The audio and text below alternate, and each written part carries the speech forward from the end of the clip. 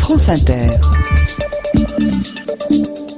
Bonjour Stéphane Guillon. Bonjour Nicolas. Alors j'ai pas trouvé de sujet ce matin, rien ne m'a vraiment inspiré dans l'actu. J'ai hésité à me porter malade. C'est l'avantage de la grippa, ça fait une super excuse. Mais bon, on peut le faire qu'une fois. Après, si je la chope vraiment, je suis dans la merde. Enterrer mes parents quand j'étais à l'école, c'était mieux, je l'ai fait 2 fois. J'ai hésité à venir et puis Jonathan, notre rédacteur en chef, m'a dit écoute, le plus important c'est la régularité. Même si tu te plantes, c'est pas grave, donc me voilà. En même temps, j'adore venir. C'est comme une addiction. Il y a une atmosphère, une ambiance indéfinissable. Rien qu'au niveau de la déco, des bureaux. Souvent, je me dis que si les auditeurs venaient, ils seraient surpris. Quand ils écoutent la richesse du son France Inter, la qualité des débats, ils doivent nous imaginer travaillant dans un univers incroyable. Eh bien, ils seraient surpris. Dès le hall d'entrée, on est saisi. Il faut savoir que depuis quelques années, France Inter a été délocalisée dans un immeuble rue Mangin, le temps de désamianter la maison de la radio. Les autres stations, FIP, France Culture, France Info, sont restées. Nous, non. On a un statut à part. Ils ont préféré qu'on ne respire pas de poussière d'amiante. Cela dit, à France Musique, s'ils tombent malades, c'est moins grave. Il y aura toujours la solution de mettre un disque. Dès le hall, on est saisi. Vous avez sur la gauche un bureau avec une hôtesse d'accueil et au fond, les ascenseurs pour monter au... Bon, ceux qui s'ennuient peuvent écouter Guy Carlier en ce moment sur Europe 1. Moi, j'ai rien ce matin, donc autant vous envoyer à la concurrence. Attention, peut-être que Guy n'est pas inspiré non plus et qu'il est en train de décrire les bureaux de la rue François 1er avec le petit môme d'Argenteuil, Marco, qui fait la manche sur le trottoir, un cornet de frites McDo en guise de porte-monnaie. Et là, on se dit que toutes les pétasses de la Starac invitées tout à l'heure chez Morandini pourraient lui donner 2 € qu'il aille se taper la cloche au flunch des Champs-Élysées. Arrêtez de pouffer sur ma chronique, Julie, je vous l'ai dit, ça m'agace.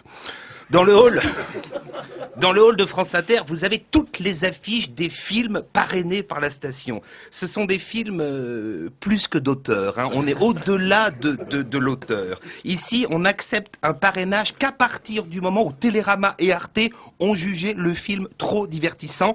Là, ça nous intéresse. Notre grande fierté, c'est quand le film ne sort pas en salle, tellement il est chiant. Du coup, le hall est une vraie curiosité.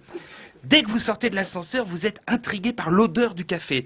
C'est un café qui n'a aucun goût, mais qu'on identifie tout de suite. C'est le même que sur Air France en classe éco. D'ailleurs, pour ceux qui connaissent la nouvelle pub Nespresso, si Georges Clooney apportait du café France Inter à Dieu, il se prendrait le piano à queue sur la tronche.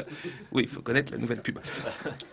Malgré tout, il se passe quelque chose d'étrange, comme un rituel inexplicable. Chaque matin, quand l'un de nous arrive, il s'en sert une tasse pleine, il trempe ses lèvres dedans et tout de suite après, il jette le reste dans la poubelle. Et le gars qui suit, pareil. Non, il y a plein de choses comme ça dans la vie d'une radio que l'auditeur ne soupçonne pas. Par exemple, Fabrice Drouel. La voix chaude et rassurante du journal de 8 heures. Quand on l'écoute, on s'imagine immédiatement un homme mûr, la belle quarantaine, raffiné et équilibré. Eh ben, pas du tout.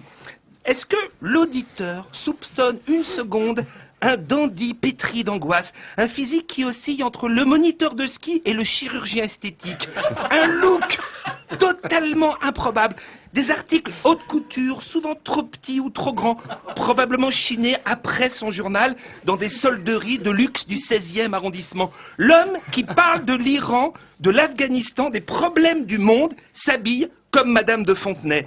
Un homme ravagé par le doute, les premières rides, la fuite du temps et une presbytie qui s'aggrave. Cette nuit, a-t-il donné du plaisir à cette jeune étudiante en droit qui partage son lit depuis qu'il a été élu voix la plus écoutée de France?